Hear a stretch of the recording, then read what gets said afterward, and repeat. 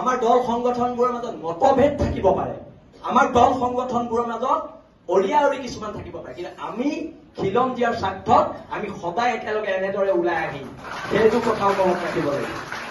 আৰু প্ৰস্তাৱ এটা একদম লোৱা হওক, আজি ৰখাজৰ মালিক থাকোঁতে লোৱা হওক, অহা 7 দিনৰ ভিতৰত ৰখাজত 20টা খিলঞ্জীয়া ল'ৰা দিব লাগিব, নহলে ৰখৰাজ বন্ধ কৰি দিয়া হ'ব ৰখৰাজ। এতিয়াৰ পৰা নচলিব। আৰু বসন্ত দাই কালি আমাৰ ল'ৰাখিনিয়ে যিদৰে দোকানে দোকানে সোমাই চিঠি দিয়াৰ পিছত মাত্ৰ মুষ্টিমেয় 7-8জন মানুহ আহিছে, মানে কি আমাক অপমান কৰা হৈছে? আমাৰ খিলঞ্জীয়া মানুহখিনিক অপমান কৰা হৈছে, তাই আহোম ছাত্ৰ সন্থাক অপমান কৰা হৈছে, বীৰ লাচিত দাদাক অপমান কৰা হৈছে, জাতীয় সংগ্ৰামী সেনাক, অসমীয়া যুৱ মঞ্চৰ, উজনি অসম মুছলিম কল্যাণ পৰিষদ, আহোম জাতীয় গণমঞ্চ, অনুসূচিত জাতি ছাত্ৰ সন্থা, চবকে অপমান কৰা হৈছে। কথা টকাৰ জোৰত যি ইচ্ছা তাকে কৰিবি, এইবাৰ পৰা নহব, সংগ্ৰাম হব। আৰু এটা কথা, যদি শিৱসাগৰ জ্বলে গোটেই অসম জ্বলিব, সেইটো লিখি ৰাখক, আমি শিৱসাগৰীয়া হয়। এইখিনিকে কলো, মোৰ চমু বক্তব্য সামৰণি মাৰিছো। আগতে কওঁ যদি কিবা ভুল হলে মোক মাফ কৰিব, আজি মই মাফ নোখোজো, আজি মাফ খোজাৰ সময় এই অনা অসমীয়া মানুহখিনি। ইয়াত কিহৰ এটা প্ৰস্তাৱ লোৱা হওক, ভোজপুৰী ছাত্ৰ সন্থা নেকি সেইটো বেন কৰিব লাগে। ভোজপুৰী ছাত্ৰ সন্থা কিহৰ অসমত নচলিব। আৰু এই ভোজপুৰী ছাত্ৰ সন্থাকেইটাই বুলেট লৈ ইয়াত ফুট লগাই যিটো গতিত ৰাস্তাত যায়, মই নিজে স্কুটি চলাই আছো, তেতিয়া বুলেট চলাব পৰা হলি ষ্টুপিড। ইয়াত নহব, ইয়াত নহব। আৰু চেম্বাৰ্ছ অফ কমাৰ্চ ভংগ কৰি দিয়া হব। ইয়াত খিলঞ্জীয়া মানুহ চেম্বাৰ্ছ অফ কমাৰ্চৰ সভাপতি সম্পাদক হব। কৰ ৰাজস্থানৰ মানুহ ইয়াত আহি চেম্বাৰ্ছ অফ কমাৰ্চৰ সভাপতি সম্পাদক হব লাগে। এইবোৰ নচলিব, গুণ্ডামি নচলিব। আৰু শুনক, মই একদম চিধা চিধি কৈ দিছো, মোক না মই ইলেকশ্যন খেলিম, না মোক মাৰোৱাৰী মানুহৰ ভোট লাগে, না মোক বিহাৰী মানুহৰ ভোট লাগে, না মোক বঙালী মানুহৰ ভোট লাগে। মই এইবিলাকত নাই। আৰু এটা কথা একদম স্পষ্টকে মই আপোনালোকক কৈ দিছো, এইবাৰ যদি আমাৰ মানুহ পিতে, খুব পিতা হব, এইবোৰ নচলিব। সদায় ভদ্ৰ অসমীয়া জাতি ভদ্ৰতাৰ সুযোগ লৈ আমাক চৰ মাৰিব, গোৰ মাৰিব। আমি কি ঢোল আৰু ৰঙালী বিহু আমি যেতিয়াই তেতিয়াই পাতি দিব পাৰো, খালি ঢোলটো যাতে আপোনালোকৰ পিঠি নহয় সেইটো কথালে মন কৰিব। একদম কৈ দিছো, দেশৰ মানুহে গঢ়ি পিটি লব জানে হেংদাং বৰটোপ ঠাল তৰোৱাল আৰু ঠাল তৰোৱাল। আমি 600 বছৰীয়া গৌৰৱ উজ্জ্বল আহোম ৰাজত্বৰ মানুহ হয়। আমাক যুদ্ধ কৰিবলৈ শিকাই যোৱা আহোম স্বৰ্গদেউসকলৰ আদৰ্শত বিশ্বাসী আমি মানুহ হয়। অসমীয়া মানুহ ভদ্ৰ, অসমীয়া মানুহ সৰল হয় কাৰণেতো আহি ইয়াত ৰখৰাজ খুলি বেপাৰ কৰি থাকিব পাৰিছা।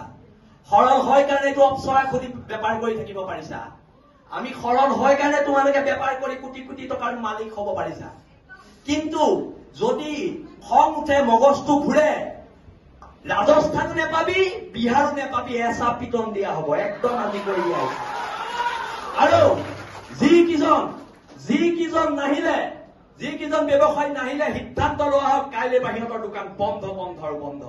বসন্ত গগৈ ডাঙৰীয়া, মই আপোনালোকক অনুৰোধ জনাইছো, আপোনালোকে মোৰ বসন্ত গগৈৰ মাজত কেতিয়াবা কাজিয়া হয়, কিন্তু কাইলৈ বসন্ত গগৈ কোনোবা অনা অসমীয়া মানুহে হাত দিলে শৃংখল চলিয়া ঘৰ সোমাই বহি নাথাকে।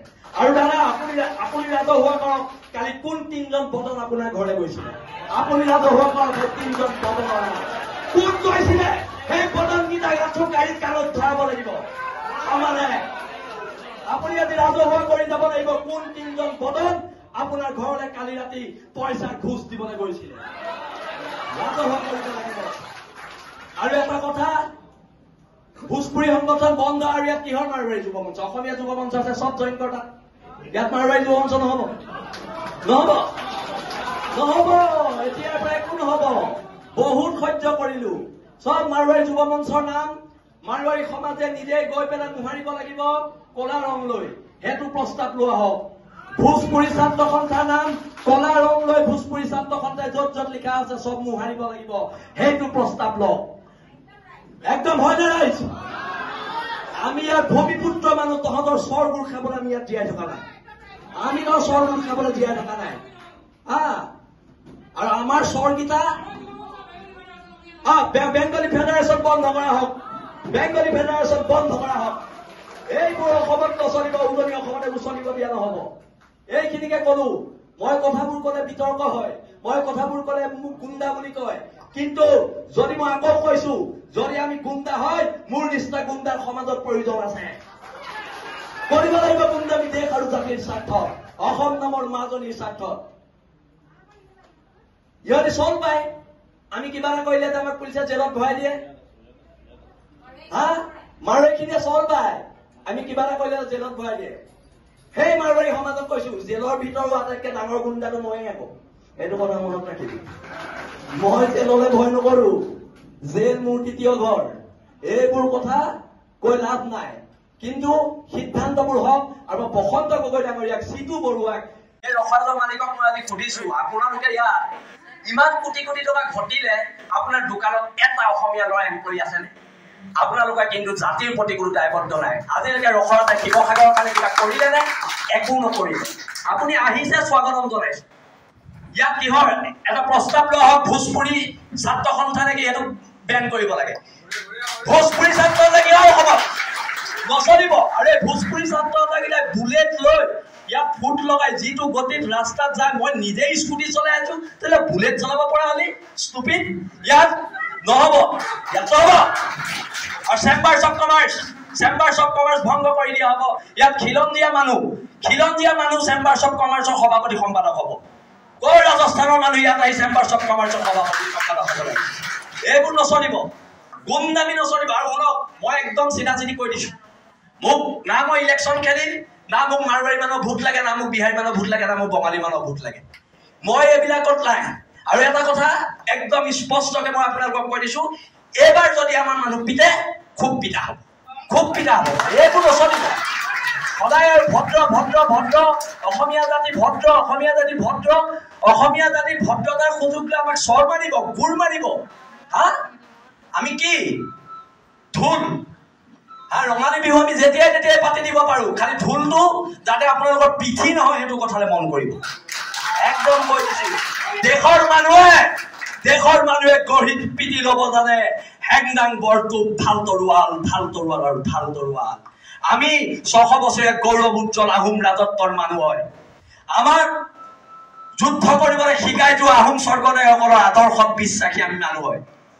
অসমীয়া মানুহ ভদ্ৰ, অসমীয়া মানুহ সৰল। আৰে সৰল হয় কাৰণেতো আহি ইয়াত ৰখৰাজ খুলি বেপাৰ কৰি থাকিব পাৰিছা।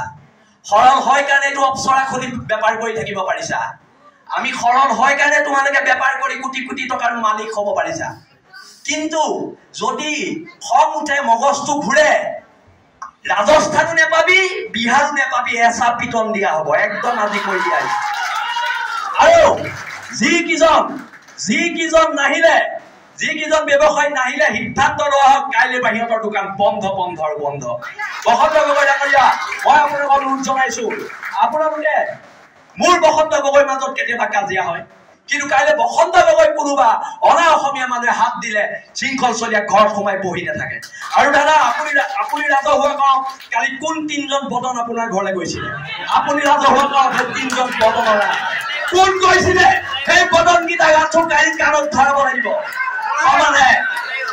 আপুনি আজি ৰাজহুৱা কৰি যাব লাগিব, কোন 3জন বদন আপোনাৰ ঘৰলৈ কালি ৰাতি পইচা ঘোষ দিবলৈ গৈছিলে। ৰাজহুৱা কৰিব লাগিব।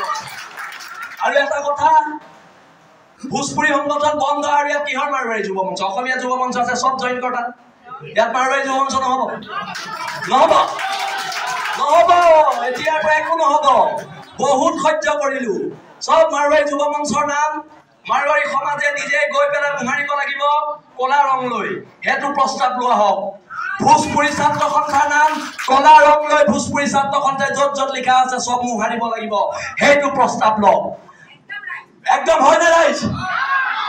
আমি ইয়াৰ ভূমিপুত্ৰ মানুহ, তহঁতৰ স্বৰবোৰ খাবলৈ আমি ইয়াত জীয়াই থকা নাই। আমি স্বৰবোৰ খাবলৈ জীয়াই থকা নাই। আৰু আমাৰ স্বৰকেইটা বেংগলী ফেডাৰেশ্যন বন্ধ কৰা হওক, এইবোৰ অসমত নচলিব, উজনি অসমতে উচলিব দিয়া নহব। এইখিনিকে কলো।